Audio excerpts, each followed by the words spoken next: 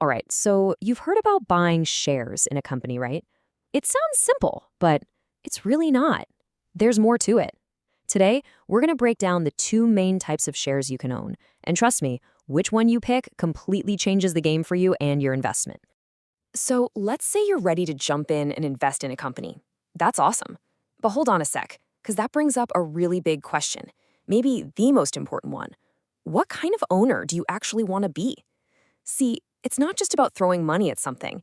It's about what you want in return. Are you after profits or are you after power? When you really boil it all down, owning a piece of a company comes in two main flavors: ordinary shares and preference shares. Now, they might sound kind of similar, but believe me, they are worlds apart in what they mean for you as an investor. Okay, let's start with the first one, ordinary shares. You'll often hear these called common shares too. This is like the classic way to own a piece of the pie. You are a part owner, plain and simple.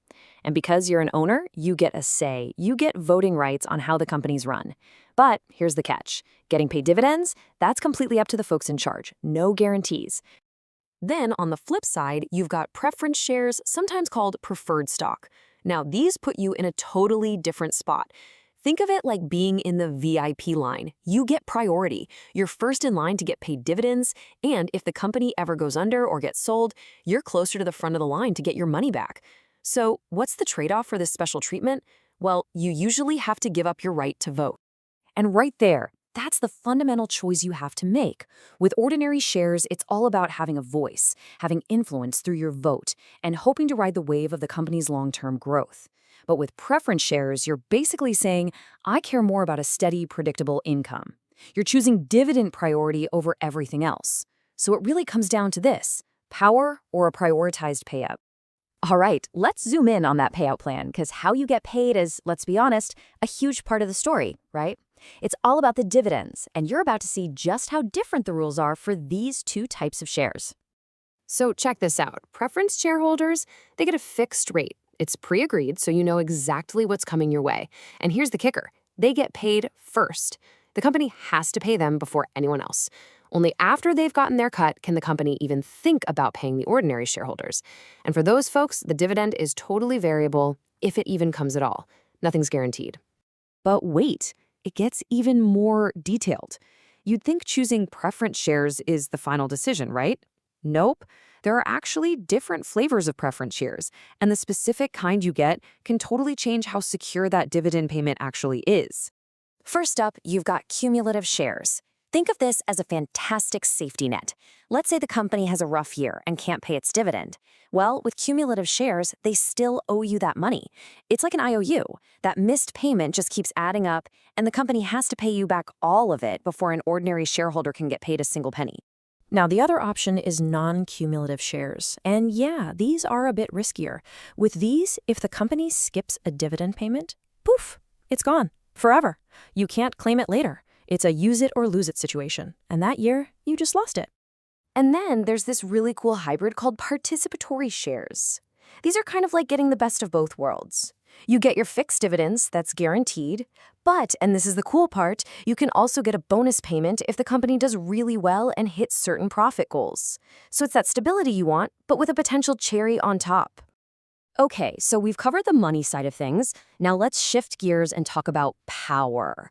Who actually gets a say in what the company does? And honestly, the difference here is super straightforward. If you've got ordinary shares, you get a vote. It's usually one vote for every share you own. You have a voice in big company decisions. But if you hold preference shares, you're mostly just there for the financial return. You've traded your voice for that priority in the dividend line. You know, this all sounds pretty good when the company's making money and everything's great. But what happens when things go wrong? What if the company goes bankrupt? This is where understanding the pecking order becomes absolutely crucial. And here's something you really need to get. Even if you have preference shares, you are not at the very front of the line. Before any shareholder gets paid, the company has to pay back its creditors. We're talking about bondholders, banks, anyone who lent the company money. Lenders always get paid back before owners. So, if a company has to be liquidated, imagine a line forming to get paid. At the very front of that line, the bondholders and creditors. They get their money first. Once they're paid in full, then the preference shareholders get their turn. And at the very, very back of the line, the ordinary shareholders.